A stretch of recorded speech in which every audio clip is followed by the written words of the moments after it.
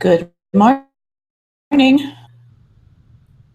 We are on the air live with Put Your Family in the iCloud webinar.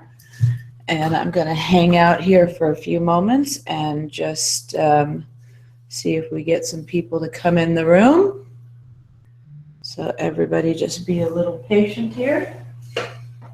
Let's see if I can block off some of the distractions.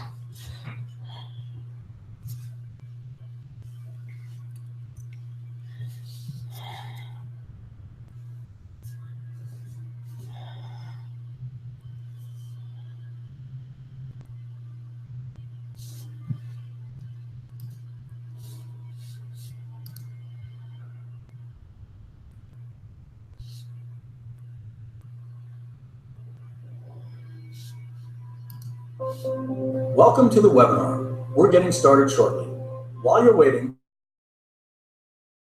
here are some tips for webinar experience. Streaming live video takes a lot of computer resources and internet bandwidth resources. So this is not a good time for large downloads going on in the background or anything else that drains your internet energy. If possible, ask others in your household to also avoid streaming any movies or playing any online games like Xbox. For the best results, turn off any unnecessary computer programs that may be running in the background. Some programs that can really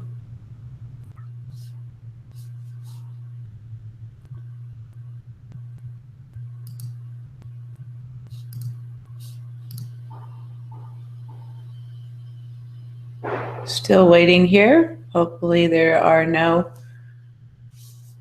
technical issues that we're experiencing.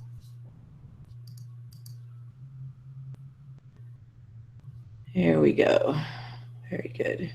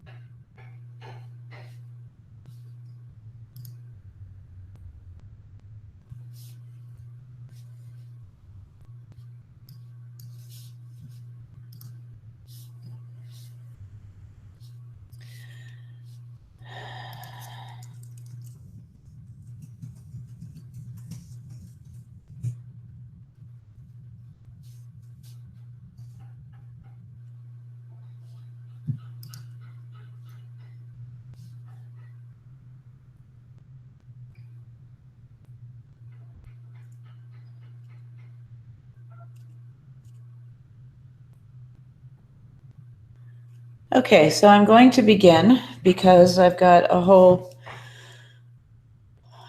set of teaching things that I want to go through. And if I don't start now, then we won't have the time to do it. So let's just dig right in, dive right in rather, and hopefully other folks will join that have registered for the webinar, and we can make up for any confusion at the time that we that happens. What I first want to tell you about is a little bit about me. My name is Judy Jacobs, and I am the owner and CEO of The Tech Wizard. I am a lawyer, but I have a boatload of kids. My husband and I have 8 kids between us, and My kids were 4 teenagers at once, and at that time I had to stop trying cases and being a lawyer actively handling cases. So I began handling the administrative work of the office that included running the computers and troubleshooting the computers and teaching people things on the computers. I gradually began to learn about administering things and worked with people to teach them how to do things. And in addition to working in my office, I then volunteered for one of the schools that my kids went to and eventually became the IT coordinator at that school. I worked there for a couple of years and then decided that technology and teaching people technology was really and I wanted to devote myself to my business and the development of my business. As I've worked with people privately in the Los Angeles area, I received more and more requests to put my teaching material and lessons online. And so the Tech Wizard began its social campaign, and that's where I'm at today. I really love teaching technology to people, and my focus is on making it usable for your life, whatever your life may be. I do, because of my legal background, have a lot of lawyers, judges, and professional people that need lessons and need to learn how to do certain things, make sure that their mobile devices work for them in a way that is safe, whether you're a doctor or a lawyer or a judge or anything like that, that the privileges of confidentiality are maintained, and just general usage friendly. That's what I specialize in. I don't really care what device you're using. Whatever device you're using, I try to make it work in your life. If I think it's the wrong device for you because of problems that you're having or because of systems that you need to learn and you need to use for your life, then I may recommend changing systems. But other than that, I pretty much work with what you need and what you want and try to teach you to do those things that work for your life. So that's a little bit about me and how I came to be the Tech Wizard. Today's lesson is all about iCloud. And it's about setting up iCloud in a way that will protect your devices, the content of your devices. And also it's about setting up iCloud Family, which allows you to share with members of your family purchases made. That means apps, movies, music, and videos, whether it's a TV show or a movie.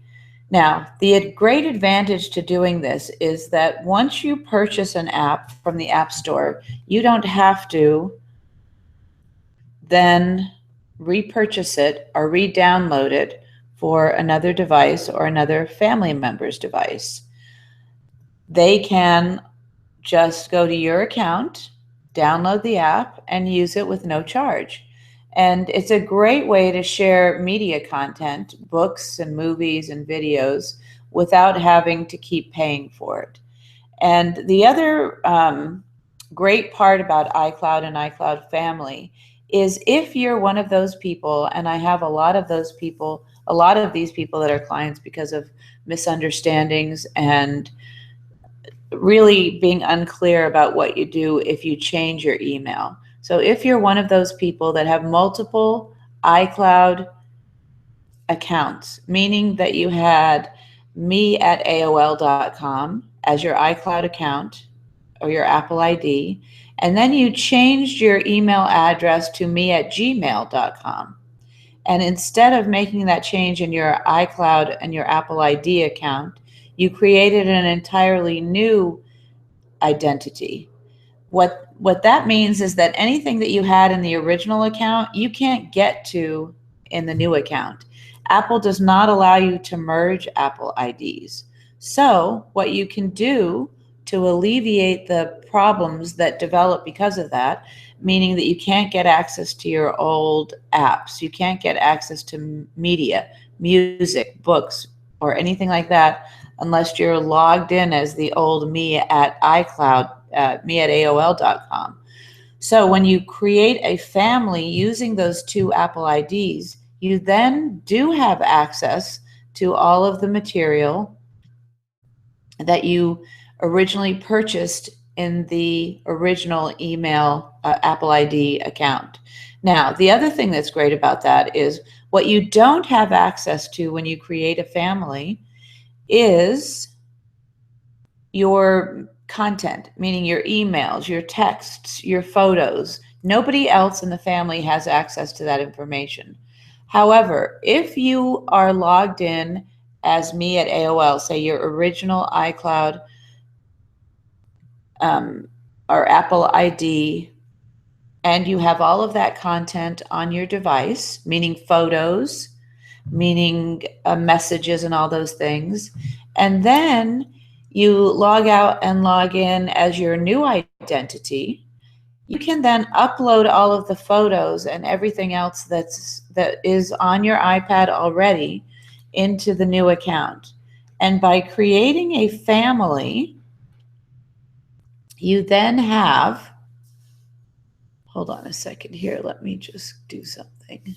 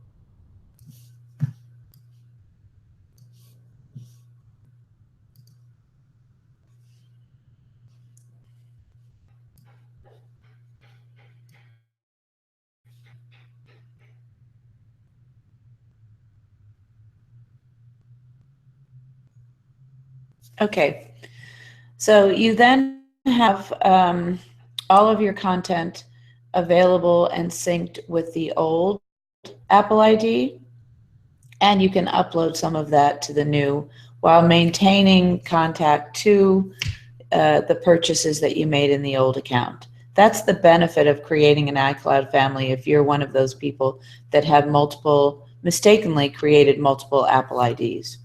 So let's get right to it. First of all, I'm working from an iPad. Let me share the screen of that device here so that you can see it. And here we go.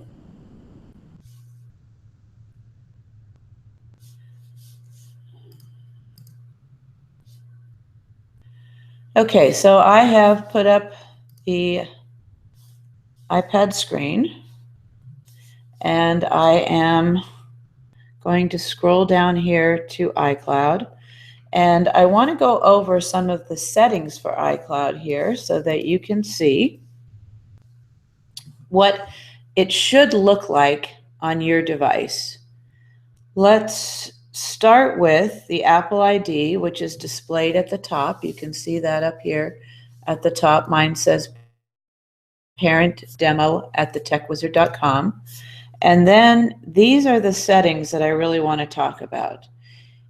iCloud Drive should be turned on. And you don't have to turn on this section right here that says show on home screen. What that means is it will put a little app on your device that says iCloud Drive. But what's important here is you see all of these apps that I've got here.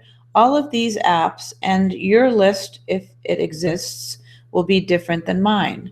But all of these apps allow me to create data, documents, information that I can store in the cloud and then have access to it regardless of where I'm going, whether it's an iPad, an iPhone, or a Mac computer. I can get to these items that have been created in these apps by using iCloud Drive. So that should definitely be on.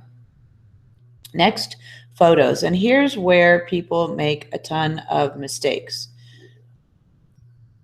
In iCloud Photo Library, what you are able to do is upload photographs from your device into your iCloud storage space that Apple creates for you just by virtue of you creating your iCloud account. This section right here should be toggled on. And this section, my photo stream, should be toggled on. Now, what's going to happen here is on my iCloud account, because this iPad is associated with my personal account as well, I have a ton of photos on the device. When you don't have enough storage on your existing account, and Apple gives you 5 gigabytes of existing storage space for free, this is the message that you'll get. This iPad currently has almost 10 gigabytes of data, and that will not fit into the free amount that is necessary for storage of the photos currently on the iPad. So here is where you have to walk through some purchasing options, and I'm just going to demonstrate that 50 gigabytes is just $1 a month. So it's very doable, and you can purchase it by just clicking and going through. Now, I'm not going to go through this because this is a demonstration account. However, I do want to show you what these settings look like when it works. So what I'm going to do is actually switch from this device to another iPad so that you can see what the settings should look like. Now, give me a moment here, and let's go back and pull this up.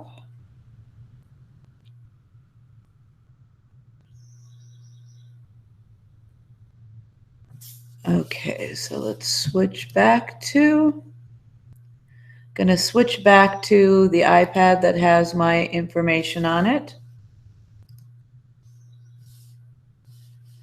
And what you're going to see now is the proper settings that you should have for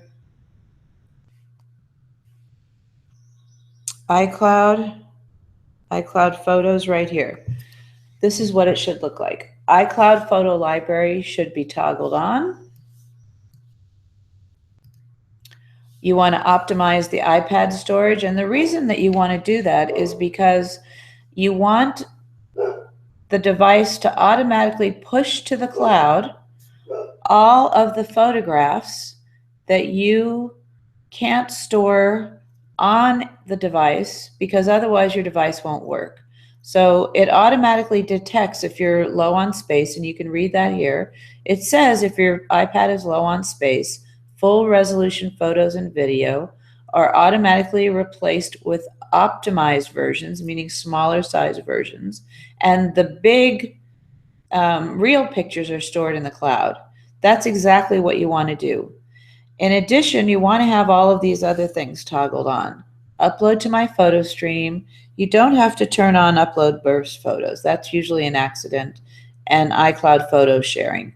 Let me be clear on these settings. None of these things put your pictures or make into the public arena. Nothing makes your material and information go public. So that's not anything that you need to worry about for this situation. But these are the settings that you should have chosen for the iCloud Photo Library. Next, I'm going to go back. Let me switch devices here and show you again. There we go. Okay, now, when we're talking about, here we go, let's got to go back to the screen share. When we're talking about mail, contacts, calendars, and reminders, what you want to make sure of is that Safari is toggled on, reminders are toggled on, and this is the mail, contacts, and calendars are where things can get a little tricky. If you're using Gmail, if you're using Outlook.com, and even if you're using Yahoo.com, you don't have any issues with respect to syncing your mail, contacts, and calendars, and they can be turned off. However, if you're using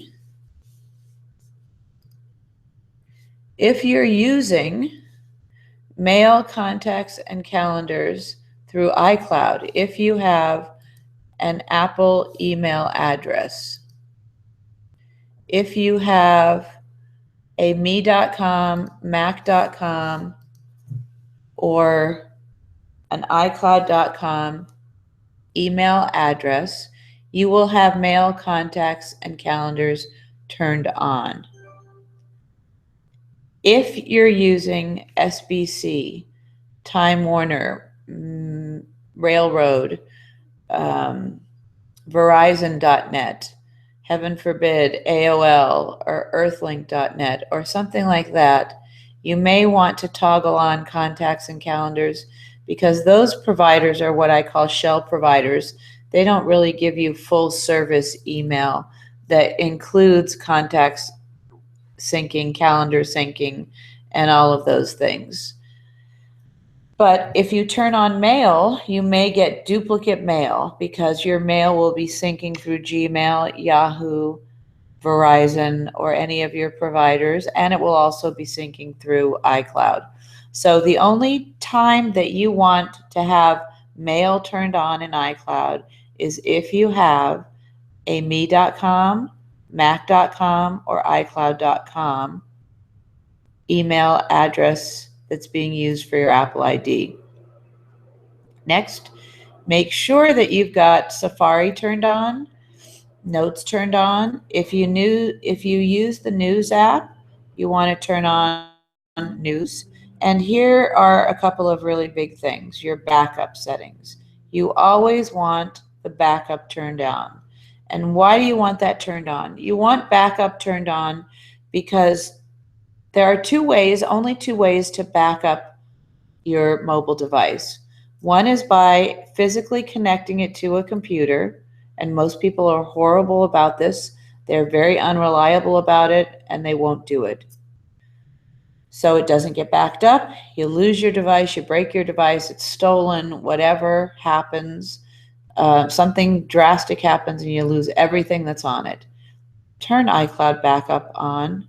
It will automatically back up, as you can see, things like your photo library, account created documents, health information that you've stored on it, your configuration, and all sorts of things, your preferences, your settings. And the other thing to remember about is how the device backs up. The device will only automatically back up when the iPad is being charged.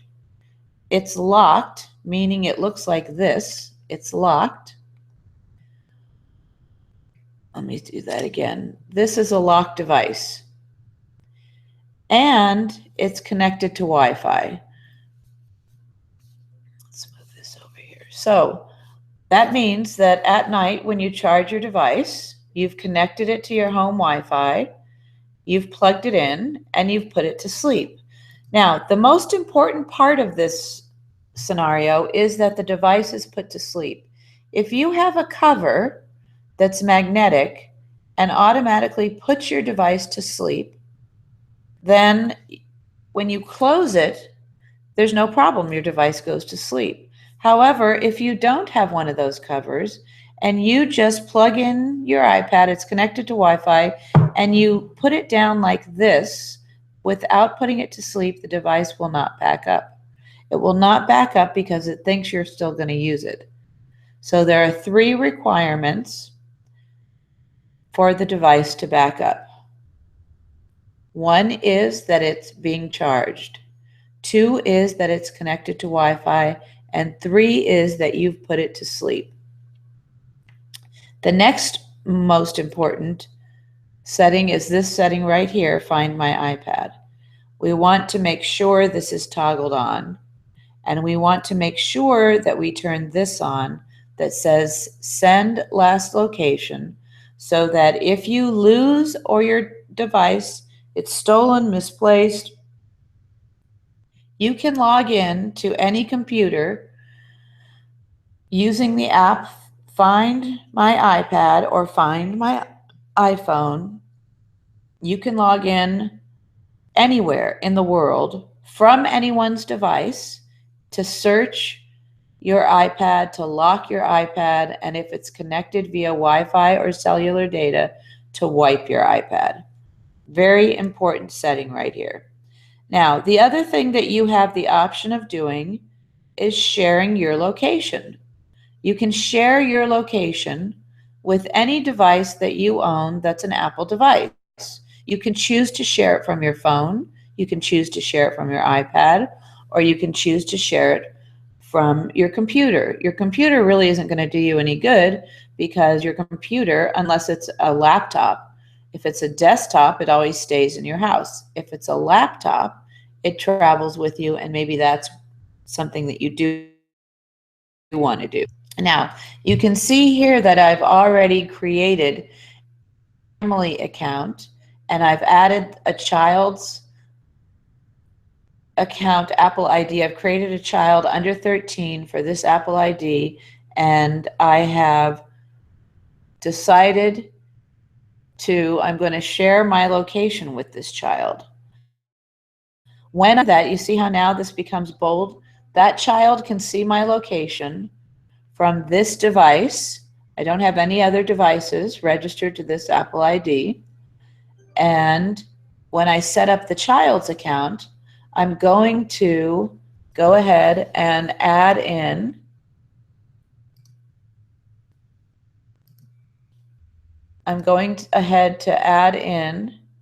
and decide to change or decide to share that child's location with me so that I can see where my child is based on the presence of or the location of his device.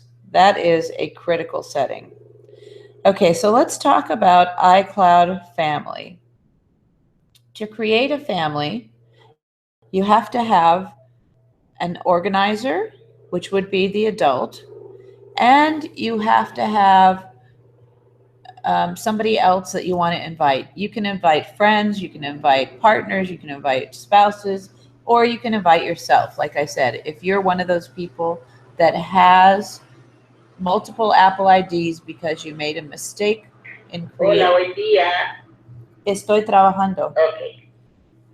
If you have multiple Apple IDs and you have no other way of joining those Apple IDs, because as I said before, Apple will not allow you to merge Apple IDs, then creating a family unit with your old Apple IDs is a great way to access information from both accounts.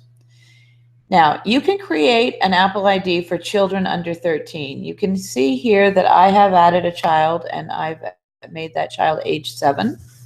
And it is a member of the family unit that I've created.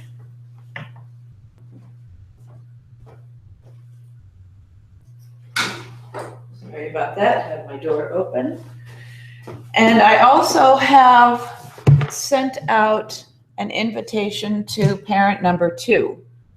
When you create the family unit, you are the one that pays for everything. You're in charge of everything. So your credit card is the one that's billed. So what you want to make sure of is that you know that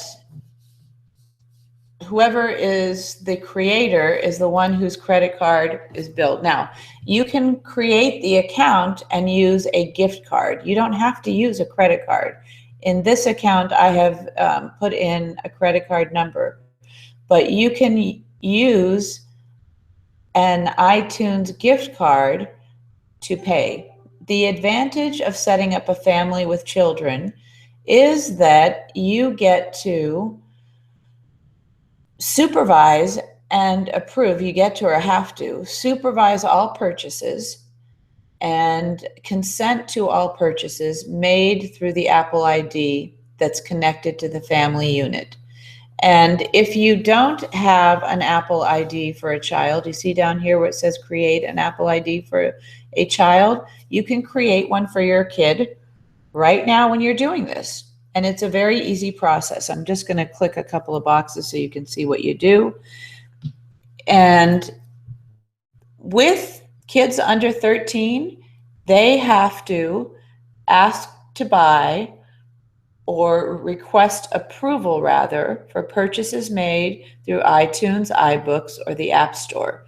Now, when you do that, you have to make sure, if you're the supervising parent, you have to make sure that you're going to be available to approve what they're doing. Because if you're not available, then nothing will be approved. And if your kid is trying to do something for homework and you're at work and they need to get an app, or they need to buy music for a PowerPoint presentation they're doing, or whatever it is, or they need to watch a certain movie and get your permission to purchase it, you've got to be available to consent to that purchase.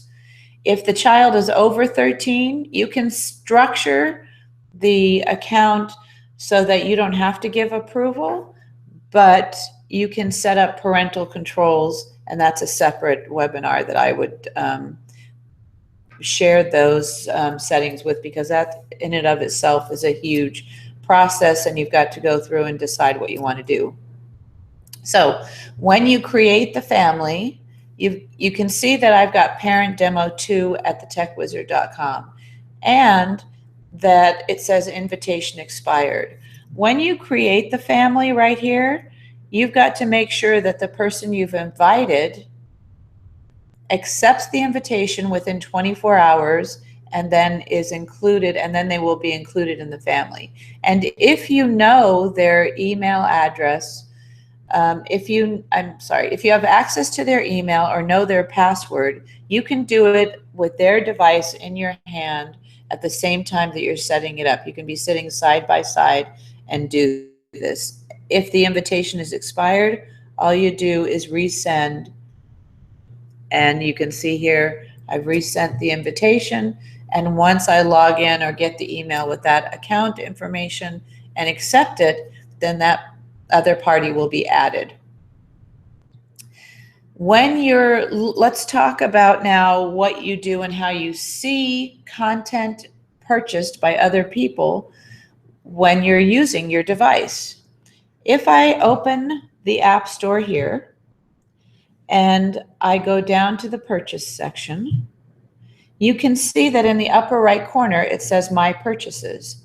If I touch My Purchases, then it's got, and this is a different iCloud account, so then you can see that these are people in my personal family.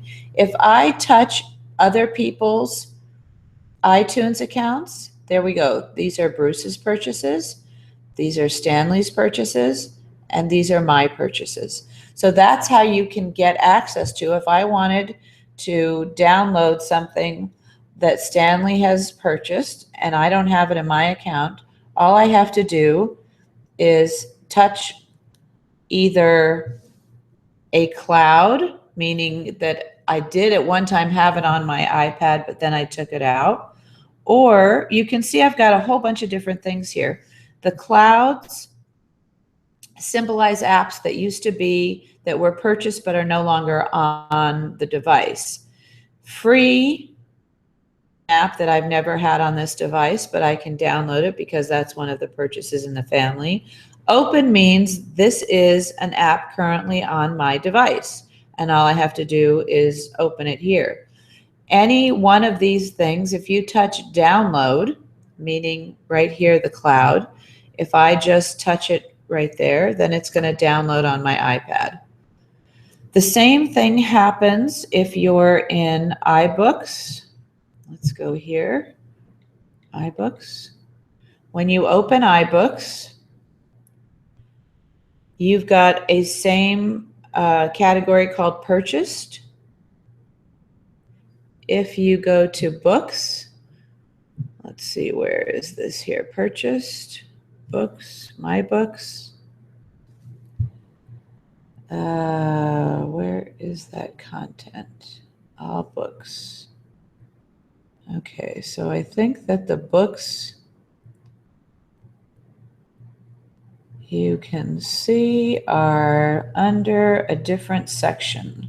So let's go back to the home page and let's go to iTunes,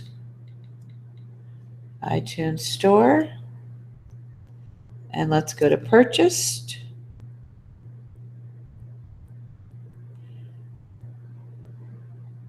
And okay, so the problem here is that I have a separate account for this iPad that's related to my personal stuff, not to the one that I created for this demo. But it's all going to work the same way as the App Store. You're going to see that you have the ability to go through each purchases, whether it's a movie, an app, or a video, and decide whose purchases you want to see. That's the benefit of using iCloud Family. Now, along with, if you've added your secondary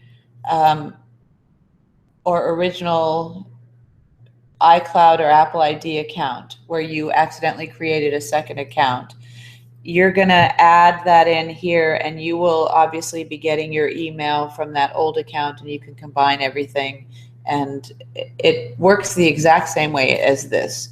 You can have up to 5 people be a member of the family, 4 kids. I think it's actually 4 kids and 2 adults you could do. So 6 people can be a member of an iCloud family account. And again, you can use an iTunes gift card to pay for things instead of a credit card that somebody else buys, or you just just know that the person that organized the family is the one that's going to pay for everything. Okay, so I think that's our overview of iCloud settings and iCloud family setup. If you've got any questions or if anything comes up while you're